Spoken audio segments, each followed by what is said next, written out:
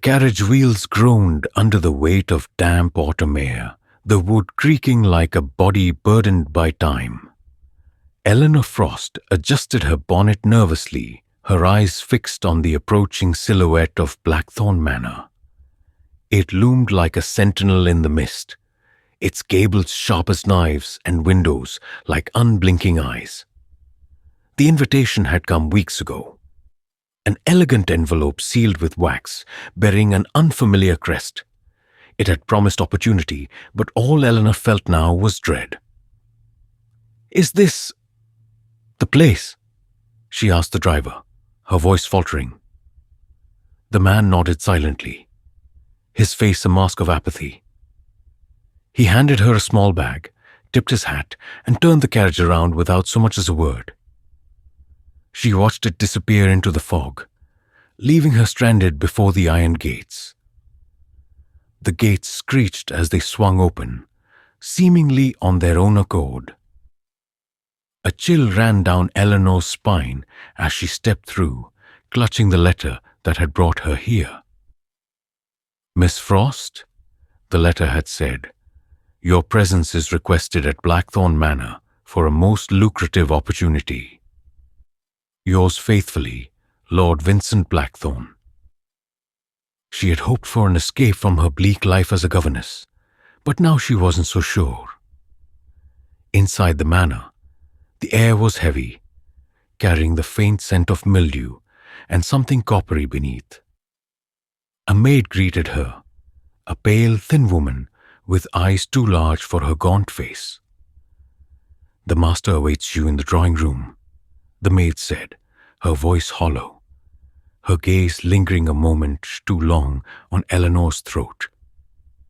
The drawing room was a tapestry of decadence and decay. Velvet drapes hung limp, and portraits of grim-faced ancestors lined the walls. In the center stood Lord Vincent Blackthorn himself. He was a tall man, his sharp features framed by hair the color of coal. His smile, wide and gleaming, held no warmth. "Miss Frost," he said, his voice smooth as silk, "you're even more radiant than your references described." Eleanor flushed. "Thank you, my lord. I hope I can meet your expectations." "Oh, you shall," he said, his grin stretching unnaturally. "Your role here will be invaluable." As the evening wore on, Eleanor learned her task, to tutor Lord Vincent's young niece, a girl named Lillian, recently orphaned. The child, he explained, was delicate and had difficulty socializing. Eleanor accepted the terms, though she couldn't shake the unease gnawing at her. Later, when she was shown to her quarters, she noticed something odd. A mirror placed directly opposite her bed. The maid lingered in the doorway, her eyes darting to the mirror. "It's custom," the maid murmured before departing, but she said no more. As the clock struck midnight, Eleanor lay awake, the flickering candlelight casting strange shapes on the ceiling. The mirror reflected the room perfectly, or so she thought, for when she glanced again, she saw something move within it, a shape that was not her own. Eleanor awoke to a pale dawn spilling weak light through her window. The mirror, now innocuous in daylight, still made her uneasy. She dressed quickly, her fingers trembling as she buttoned her gown. Her first meeting with Lillian loomed over her thoughts like a shadow, and Lord Vincent's words echoed in her mind. "She's delicate."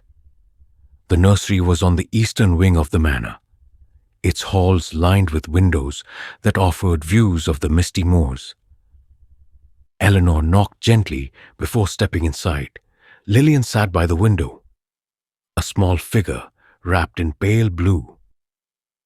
Her golden curls caught the weak light, giving her the appearance of a porcelain doll.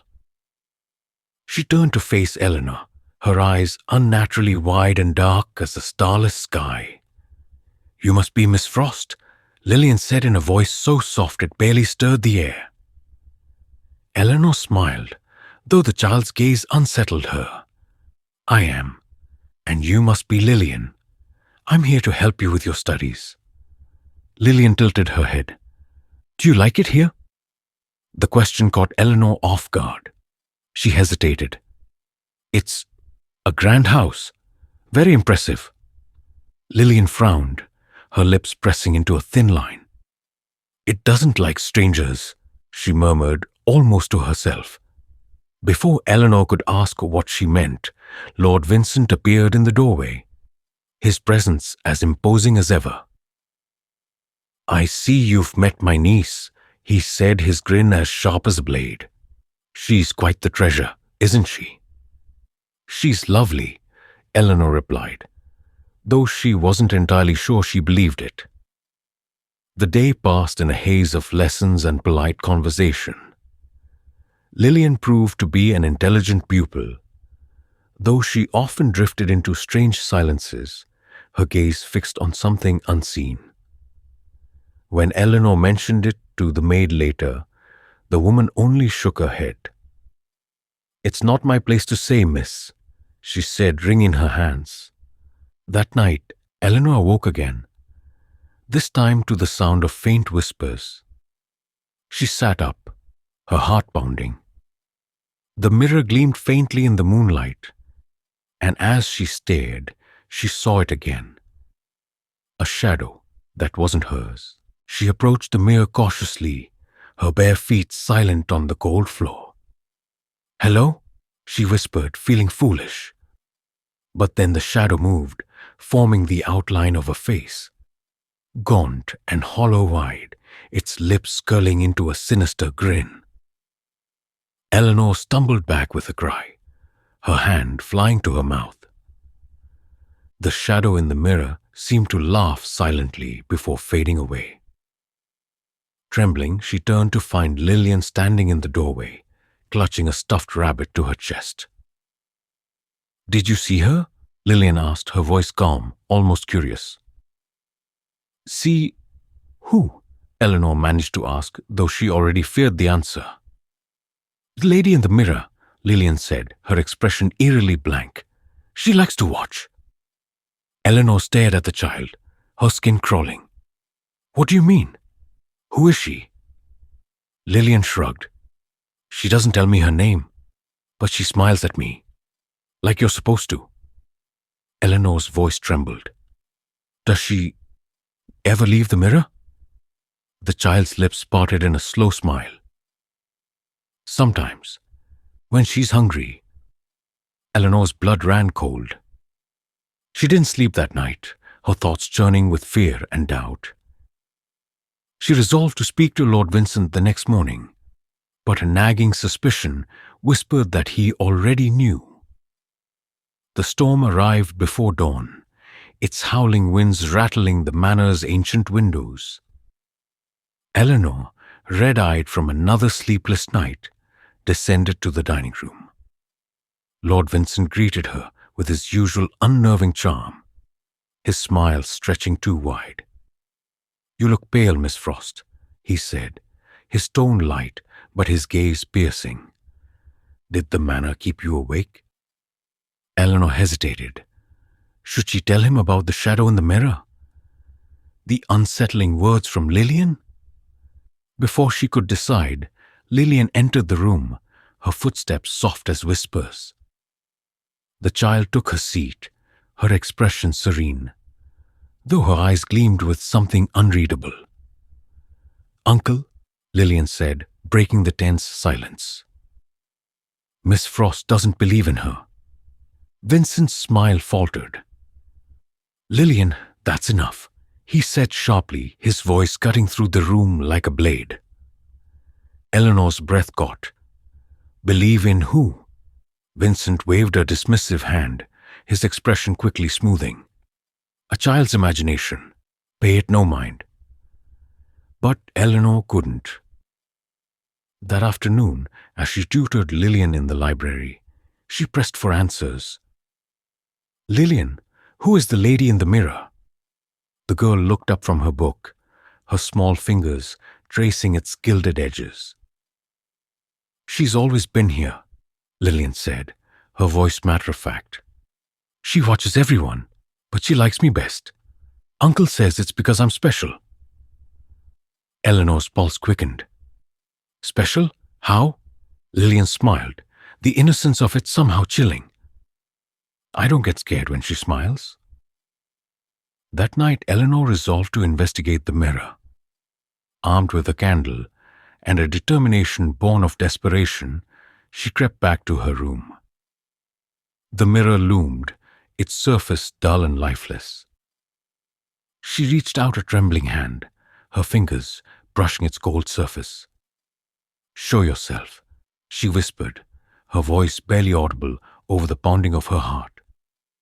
At first, nothing happened. Then the surface began to ripple, as though disturbed by an unseen force. The shadow appeared again, but this time it didn't stay confined to the glass. A clawed hand pressed against the inside of the mirror, its blackened nails scraping against the surface. Eleanor stumbled back, her scream caught in her throat. The face emerged, hollow eyes, a sunken mouth, and that grotesque, unending grin. The figure leaned closer, its breath fogging the glass from the other side. "She's coming," a voice whispered. It wasn't Eleanor's. It wasn't even the shadows. It came from behind her. Spinning around, Eleanor found Lillian standing in the doorway, her stuffed rabbit dangling from one hand. The candlelight danced in her dark eyes. "She's always hungry at night," Lillian said softly. Eleanor's knees threatened to give out. "Lillian, we have to leave. This house, it's dangerous." Lillian tilted her head. "Uncle won't let you." Suddenly, a cold wind swept through the room, extinguishing the candle. The mirror glowed faintly, and the shadow began to crawl out, its grin widening with each passing second. Eleanor grabbed Lillian's hand, pulling her toward the door. "Run!" she shouted, but Lillian didn't move. Instead, the child laughed, a soft, eerie sound that chilled Eleanor to her core. "She won't hurt me," Lillian said, her voice echoing with something ancient and terrible. "But she's very curious about you." Eleanor's grip tightened as she dragged the girl into the hall, slamming the door behind them. The sound of scraping nails against wood followed them, a macabre symphony of pursuit. As they fled down the corridor, Eleanor couldn't shake the feeling that the house itself was alive, its shadows shifting to trap them. And somewhere, deep within, she knew the mirror's hunger was far from sated. The house seemed to breathe, its walls groaning and shifting as Eleanor pulled Lillian through the endless corridors. Every shadow stretched unnaturally, as though reaching for her, while the sound of laughter, a low, guttural cackle, echoed from the depths of the manor. "We have to get out," Eleanor cried, her voice breaking. Lillian trailed behind her, calm and unbothered, her small hand still clutching Eleanor's. "You can't leave," the child said simply. "She won't let you." Eleanor ignored her, her mind focused on one goal: escape. But every door she tried was locked, every window sealed shut. The manor seemed to twist and change with every turn, the familiar halls becoming unfamiliar, the exits eluding her. Finally, she stumbled into the drawing room, the flickering light of the fireplace casting eerie shadows on the walls. Lord Vincent stood by the hearth, his back to her. He turned slowly, his ever-present grin wider than she had ever seen it. "You're making quite the fuss, Miss Frost," he said, his tone dripping with mockery. Eleanor stepped back, her heart pounding. What is this place? What is she? Vincent chuckled, his eyes gleaming with malice. "Ah, the mirror. She's older than this house, older than any of us. She chose this place, and we serve her. It's a small price to pay for what she gives in return. Eleanor's voice shook. And Lillian? What about her? She's the heir, Vincent said proudly. The bloodline must continue. The lady has taken a liking to her, sees potential. But you, Miss Frost, you're merely a visitor, and visitors are always the first to go. The mirror in the corner of the room began to glow, its surface rippling as though alive. The shadow emerged once more, this time fully formed, a grotesque figure of shifting darkness, its grin impossibly wide and filled with jagged teeth. Eleanor screamed as the figure lunged toward her. She grabbed the nearest object, a candelabra, and swung it with all her strength. The creature recoiled, its grin faltering for the first time, but its laughter only grew louder. She likes it when they fight, Vincent said, his voice filled with cruel amusement. Desperation took hold. Eleanor grabbed Lillian, pulling her toward the fireplace. We have to destroy the mirror, she shouted, her eyes searching frantically for something. Anything that could break it. Lillian's expression shifted, her childish calm replaced with something ancient and sinister. She's not in the mirror, the child said, her voice unnervingly deep. She's in me. Eleanor froze, horror dawning on her as Lillian's form began to change. Her small frame stretched unnaturally, her eyes turning black, her mouth splitting into that same horrific grin. You can't save her, Vincent said, his voice filled with twisted glee. She belongs to the lady now. Eleanor's mind raced. She grabbed the poker from the hearth, gripping it tightly. If she's in Lillian, she whispered to herself, then I have no choice.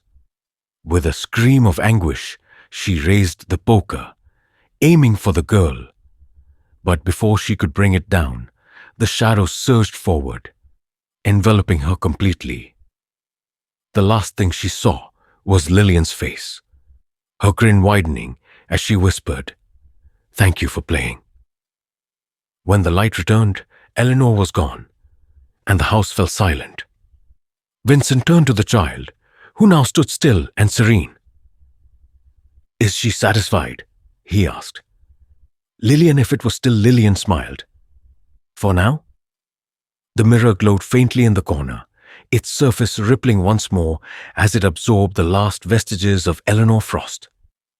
The house settled, its hunger sated, but only for a time. Far away, on a desk in a quiet town, another letter was being sealed. A wax crest pressed into its surface. Another invitation. Another soul for the lady in the mirror.